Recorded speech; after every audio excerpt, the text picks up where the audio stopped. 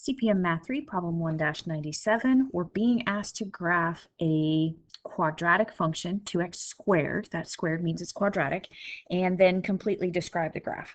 So let's start. Man, I don't know. This isn't an easy one to graph. It's not like it's in intercept form or vertex form or anything like that. We do know we have a y-intercept here with this -6. So I can actually plot the y-intercept of my graph because it is in standard form. I know that's the y-intercept.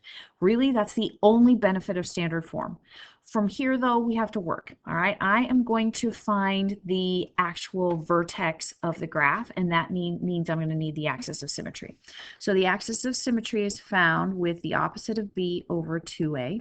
So let's plug that in. The opposite of b, the opposite of 4 is -4 over 2a, 2 times 2, so -4 over 4. So my axis of symmetry is -1. All right, let's plot.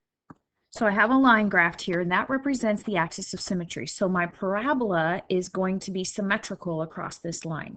That means the vertex actually is on this line somewhere. So if I plug in or substitute, better word is substitute, -1 into the function, I will actually figure out that xy ordered pair of the actual vertex. So let's plug that in. We're going to do h of -1 equals 2 times -1 squared plus 4 times -1 minus 6. All right, so h of -1 equals 2. -1 times -1 is 1.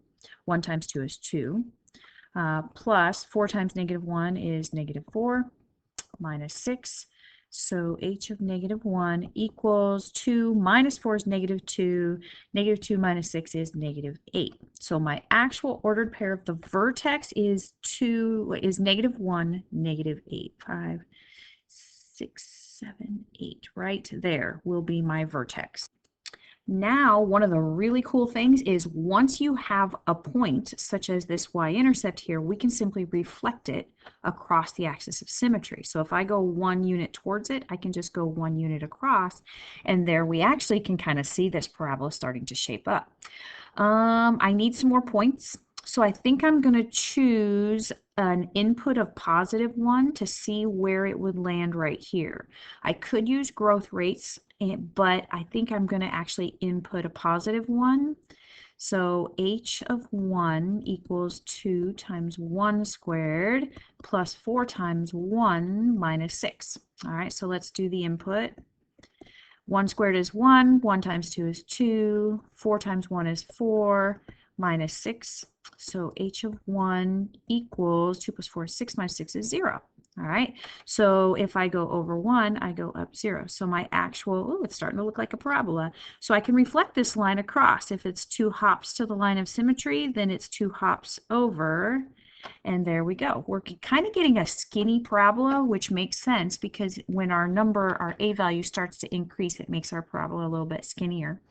Let's input one more number. I'm going to input 2 to see where my point would land along here. All right, and I'm very strategically choosing these numbers, the input values, based upon where the points are already. I would not choose like 8 over here because I know my graph is going to be way off the graph. So I'm choosing 2. H of 2 equals 2 times 2 squared plus 4 times 2 minus 6.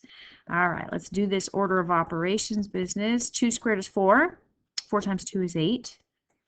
4 times 2 is 8 again, minus 6.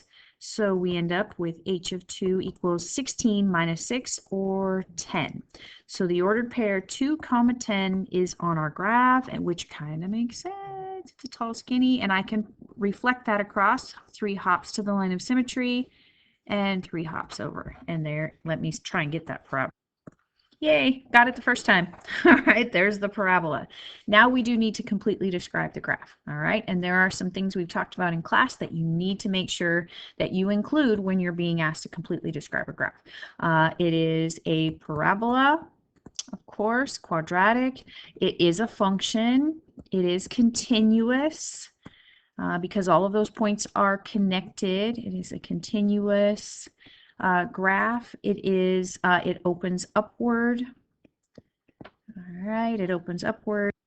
We also need to include the domain and the range. Alrighty, so the domain of this, you can choose any possible input value that you want. This will continue to the left and to the right forever. So our domain is all real numbers.